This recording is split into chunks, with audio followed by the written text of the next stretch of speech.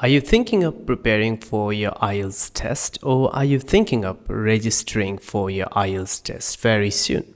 Well, this video is for you. That's because in this video, I'm going to talk about 4 prerequisites for you to get a high band score in the IELTS test. Don't miss out on the last one because the last one is incredibly important. So let's get started. Well, the first prerequisite for you to get a good band score in the IELTS test is a good command of the English language. Yes, absolutely. IELTS is a test of your command of the English language. The better command of the English language or English language proficiency you have, the likelier it is that you get a good band score. Because IELTS is a test of your 4 different skills: listening, reading, writing, and speaking. So set realistic goals. If your level of English language proficiency is low, first of all, focus on improving your language skills: listening, reading, writing, and speaking. Make the best use of every opportunity that you have to improve your English language skills, improve your listening, reading, writing, and speaking. So the first requirement for you is to improve your English language skills. Have a good command, the best command of the English language possible. So set realistic goals. Use English to talk to your relatives, your neighbors. Use English to listen to native English materials. Read English. Watch English. Write English. So that's the first prerequisite for you to get a good band score in the IELTS test.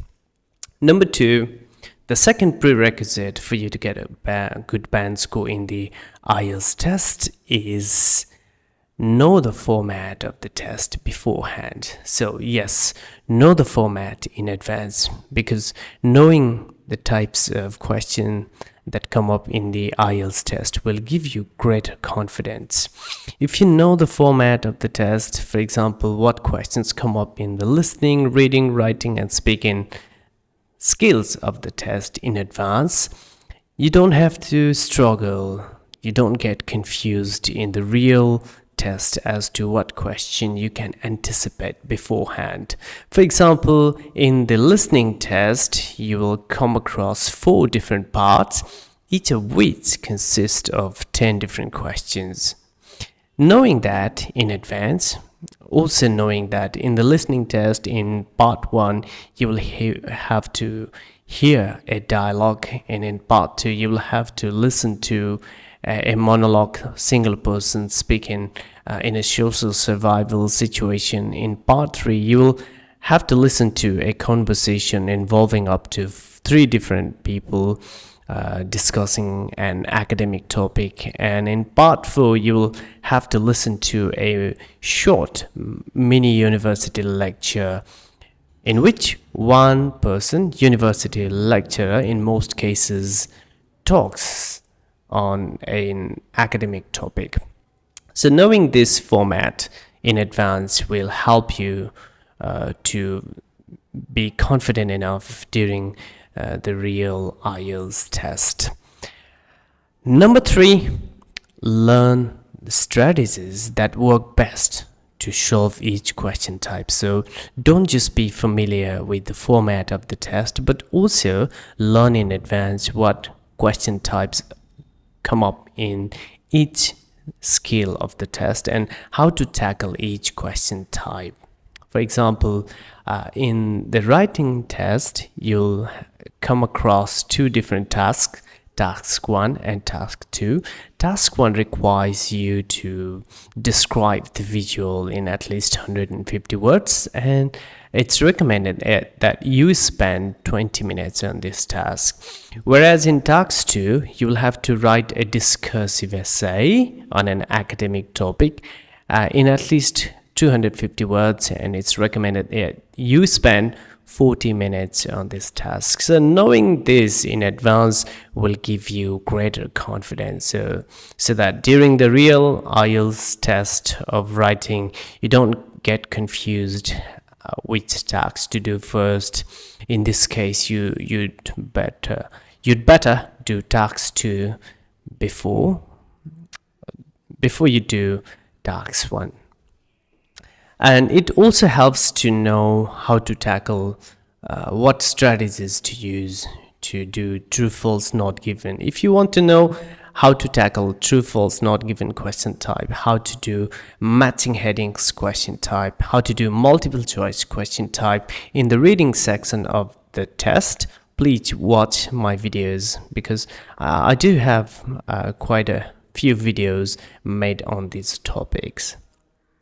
So how to speak in part 1, part 2, part 3 of this speaking test. What best strategies to use during your whole speaking test. Knowing these things in advance, knowing the best strategies to tackle each question type in each skill of the test will definitely help you to do the test with much greater confidence and do the test much better, perform better during the real IELTS test.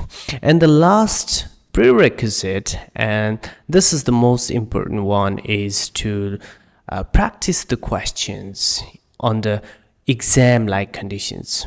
Do practice the questions in conditions that simulate the real test conditions. For example, as you are practicing IELTS listening questions, make sure that you allocate only 30 minutes plus 10 minutes.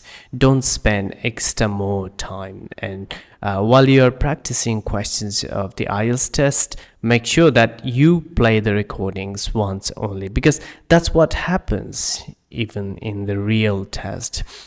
You're not allowed to listen to the recording twice.